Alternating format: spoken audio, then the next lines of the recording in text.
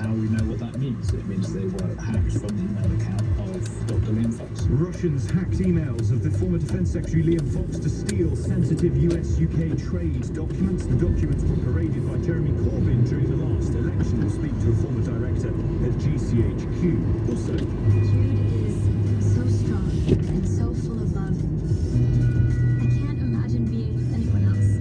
the BBC under fire for airing a same-sex kiss on a children's television channel. And without John Hume, I think it unlikely there would have been peace in Northern Ireland. He was one of a handful of people who really made it happen. tributes to a giant of politics. John Hume dies, age 83. Call 0345 6060 973. Tweet at LBC. Text 84850. Nick Ferrari at breakfast with Tom Swarbrick on LBC.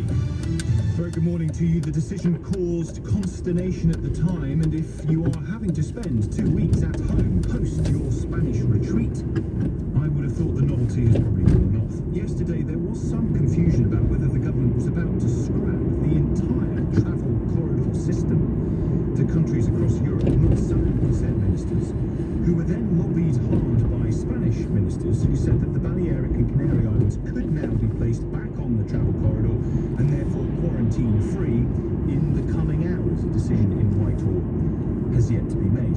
All of which has led one think tank, who happens to be Tony Blair's, to follow Heathrow Airport in saying much more testing should be done at an airport.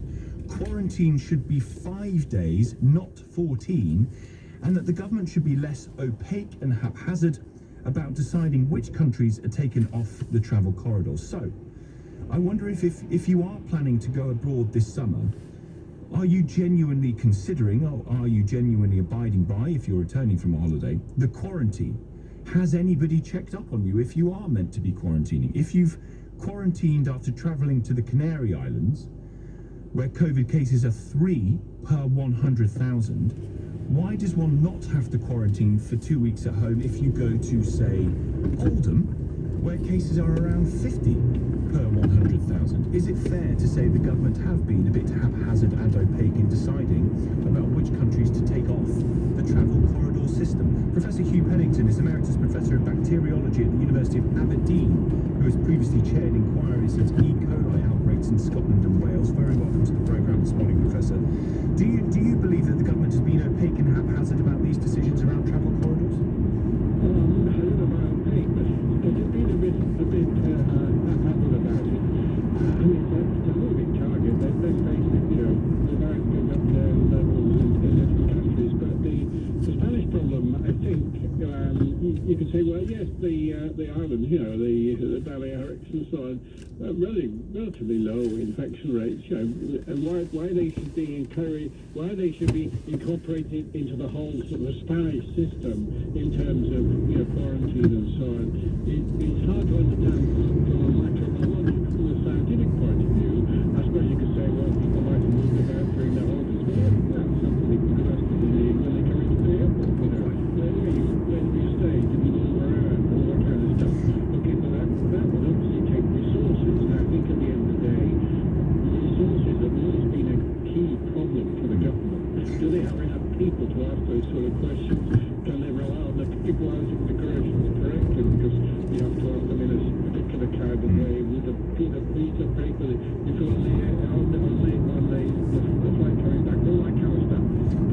This seems to be defeating them, having that slightly increased level of detail in how they respond to it. So the easiest thing to say is, right, Spain, doesn't matter which parts of Spain, whether they're islands, or mainland Spain, or like less infection about in Madrid than there is in Barcelona. And are you clear from a scientific view, Professor, are you clear about what the science is that lies behind the decision? So, for example, this report from the Tony Blair think tank says that the government should introduce a traffic light system to highlight which destinations could be removed from the list. They should allow people to leave quarantine if they are tested negative for a coronavirus test taken 5 days after arriving in the UK. From a science point of view, are you clear about what decisions or what is feeding into the government in order to make these decisions about the quarantine arrangements? Not particularly, no. It seems to be being done, the impression it's being done on the hoof. We don't know who's advising them to do this for example, I think there's a worry in government in general, not about the precise details of what's happening yesterday or tomorrow, but that what happened way back in March when we had a very large number of importations of virus, particularly from Spain, but also from France. A kind of overcorrection. And I think that has encouraged them to be just very, very cautious. And any kind of sign of virus taking off, or not taking off, but getting back to reasonably high levels. And if you look at the map, the map of Europe, there's a big black blob over Catalonia, where the number of cases is much higher than the rest of Spain. And yet, as you know, the case numbers on the Balearic and Canary Islands are incredibly low. Thank you, Professor Hugh Pennington, Emeritus Professor of Bacteriology at the University of Aberdeen. Listening to that at 7:09. Paul Charles, former Communications Director at Virgin Atlantic, Aviation Analyst at the PC Agency. Welcome to the programme this morning, Mr. Charles. Good morning. The government have to be careful, don't they? They have to not allow for a situation that developed the last time around where cases came in from overseas. That's why they've got to slam the door shut to places like the Balearic and Canary Islands. They certainly are being cautious, and there is a split in government between those who would like to open up travel much more and those who are more health conscious, if you like, or more focused on battening down the hatches to make sure there isn't some form of second wave. So there is this split, but there is an alternative, and as the Tony Blair Foundation points out, the answer is really at the airports. Our UK airports are way behind where other countries are. It's almost as if they've fallen asleep at the wheel. They've not thought about widespread temperature testing. They've not put in blanket swab testing, which some other countries have.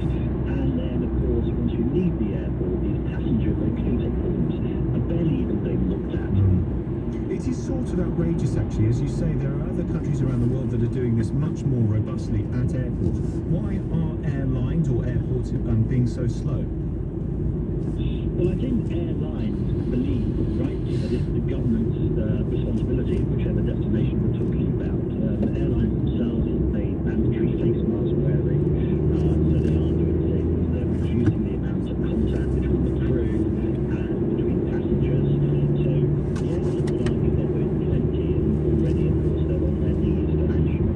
So it is down to governments really to put in place things with airports and more love of the issue.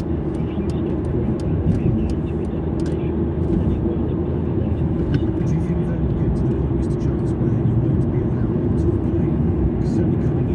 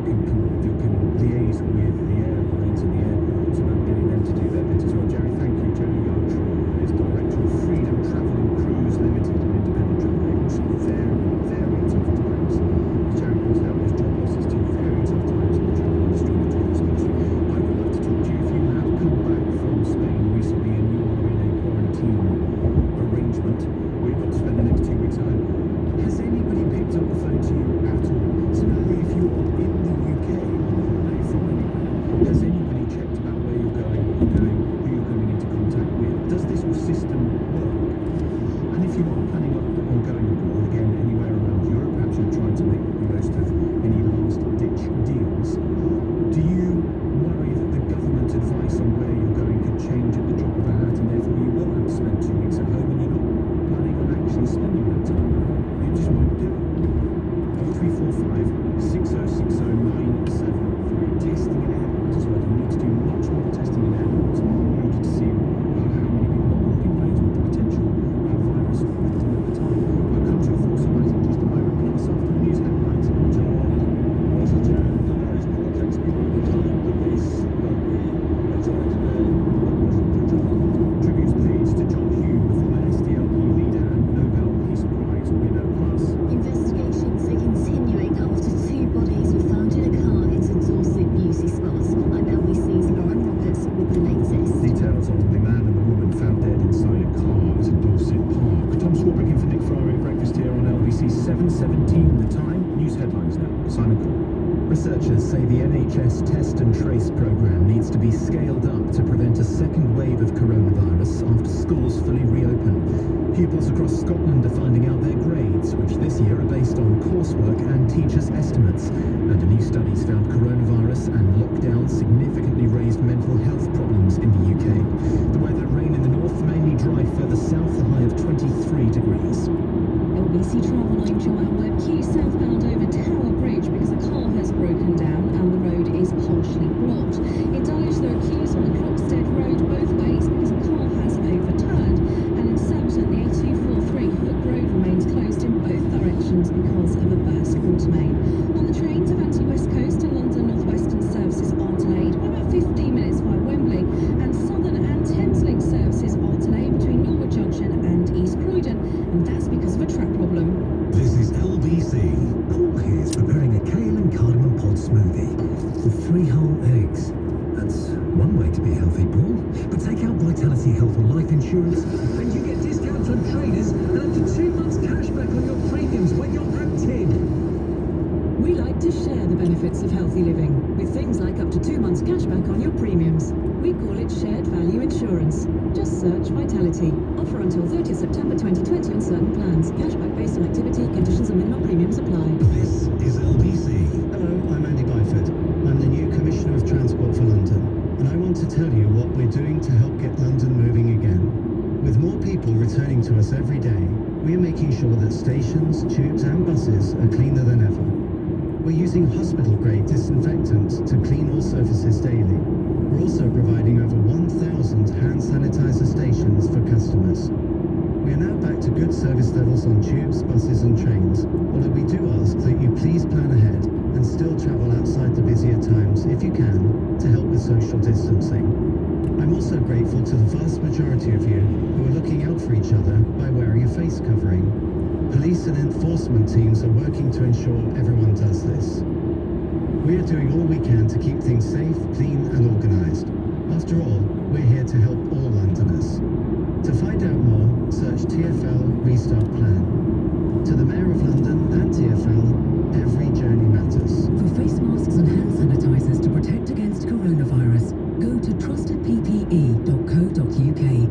Order before 4 p.m. weekdays for next day delivery. Let's get back to the way we were, to fun, to the cinema, to gigs and galleries, the gym, the thrill of a stadium, to being with each other, to the things we love.